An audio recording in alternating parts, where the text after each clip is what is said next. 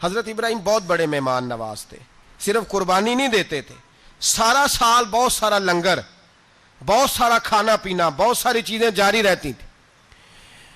اور جتنے غریب لوگ تھے فلسطین کے، ان کو پتا تھا کہ حضرت ابراہیم علیہ السلام کا لنگر جاری ہے. فلسطین میں جب آپ کا قیام تھا، ایک دفعہ ڈھیروں مہمان آ گئے اور کھانے کو کوئی چیز نہیں. حضرت سارہ اور جناب ہاجرہ دونوں اس وقت موجود تھیں. وہ کہنے لگی ابراہیم بہت سارے مہمان آ گئے تو کیا کریں؟ جناب سارہ کہنے لگی کس طرح کر کے ان کی مہمان نوازی کرنی؟ اور حالات یہ ہیں کہ قحط پڑا ہوا ہے فلسطین میں، مصر میں، دور دراز علاقوں میں. تو حضرت ابراہیم کہنے لگے یہ اللہ کے مہمان ہیں اور ہمیں رب کریم کا بندہ سمجھ کے آ گئے ہیں، اللہ ہی بندوبست کرے گا. فرمانے لگے میرا مصر میں ایک دوست ہے، وہ قحط کے دنوں میں غلہ جمع کر لیتا ہے، میں اس کی طرف پیغام بھیجتا ہوں، مجھے امید ہے وہاں سے غلہ ملے گا. 2 3 5 اونٹ والے غلام بلائے اور ان کو کہا کہ جاؤ غلہ لے آؤ مصر کے دوست سے. وہ لوگ کہتے ہیں ہم غلہ لینے گئے، وہاں جب پہنچے تو حضرت ابراہیم خلیل اللہ علیہ السلام کا پیغام دیا تو آپ کا وہ دوست کہنے لگا غلہ تو بے شمار تھا، مجھے خبر نہیں تھی کہ حضرت ابراہیم کا پیغام آئے گا، تو میں تو سارا تقسیم کر چکا ہوں، لوگ لے گئے، اب تو کوئی شے نہیں. اب وہ خالی آ گئے 5 کے 5 اونٹ. جب خالی آئے تو حضرت ابراہیم کی حویلی کی دیواریں چھوٹی چھوٹی تھیں. ان غلاموں میں سے، خادموں میں سے، آپ کے ان چاہنے والوں میں سے ایک کہنے لگا یار وہ غریب تو انتظار کر رہے ہوں گے کہ غلہ لینے گئے ہیں، ہمیں روٹی ملے گی. چھوٹی چھوٹی دیواریں ہیں، وہ جب دیکھیں گے نا خالی آ گئے تو انہیں تکلیف ہوگی. اس طرح کرو بوریوں میں ریت بھر لیتے ہیں، ریت بھر کے لے جاتے ہیں، بعد میں اندر رکھ کے انہیں سمجھا بہلا لیں گے یا حضرت ابراہیم کو بتائیں گے، وہ خود ہی ان لوگوں کی دل جوئی فرمائیں گے. اب غلہ کی جگہ ریت بھر کے اونٹوں پہ رکھ کے لائی گئی. لا کے بوریاں جب رکھ دی گئیں، حضرت ابراہیم علیہ السلام دوپہر کے وقت آرام فرما رہے تھے.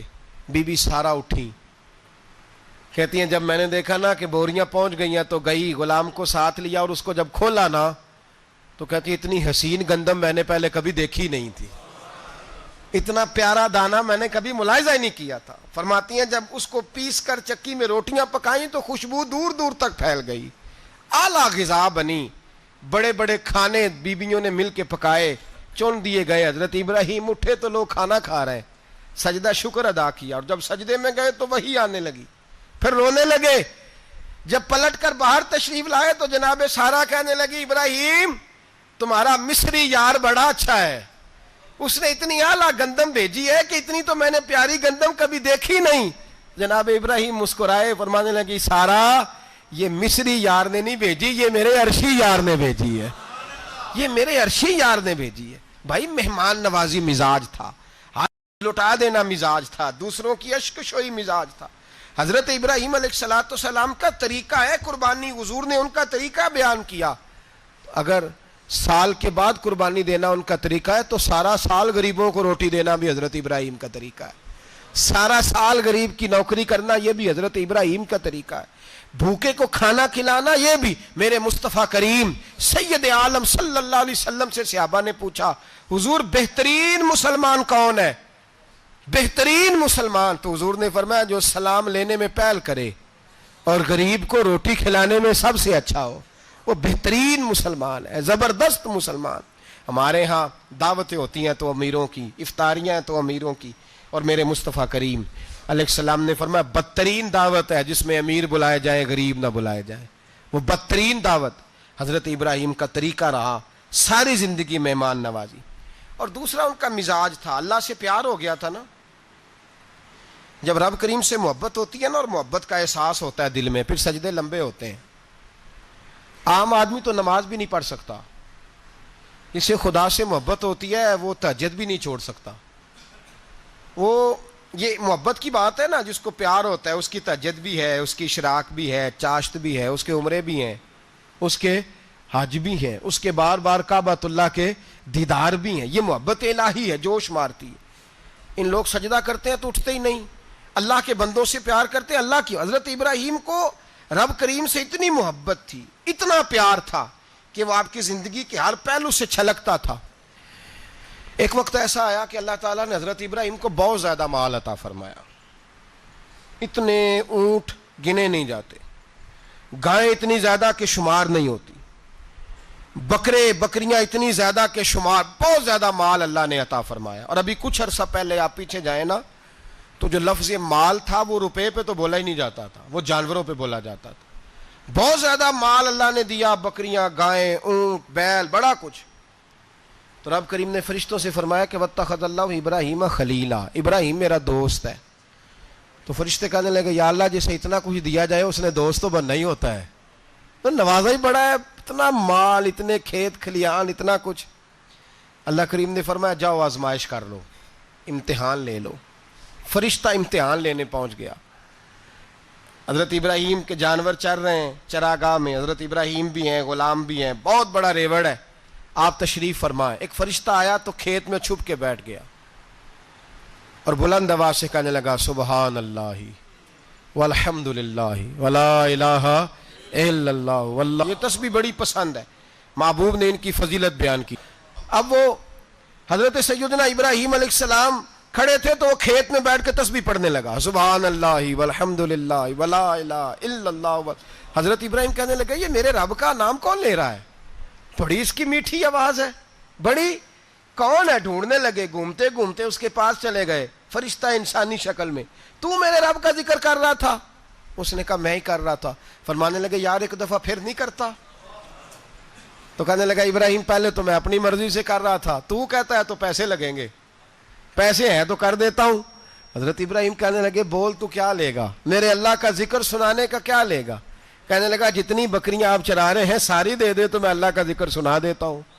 اور آپ نے فرمایا بس جا تیری ساری ہوئی، میرے رب کا ذکر سنا. اور پھر شروع ہو گیا سبحان اللہ الحمد للہ ولا الہ الا اللہ واللہ اکبر. حضرت ابراہیم علیہ السلام کیف میں یار پھر ذرا سنا، نا علما وچ پھسا سانو، تو یار دی گل سنا سانو، ذرا دوبارہ سنا. پھر سنایا، ایک دفعہ پھر کہا. فرشتہ کہنے لگا بس جی آپ کے پیسے پورے ہو گئے. حضرت ابراہیم کہنے لگے چل ایک دفعہ اور سنا. کہنے لگا پیسے لگیں گے. تو کیا لے گا؟ کہنے لگا گائیں بھینسیں ساری میری. فرمایا بس یار اتنی قیمت، تو سنا صحیح، سارا کچھ ہی تیرا. پھر شروع ہو گیا سبحان اللہ والحمد للہ ولا الہ الا اللہ واللہ اکبر.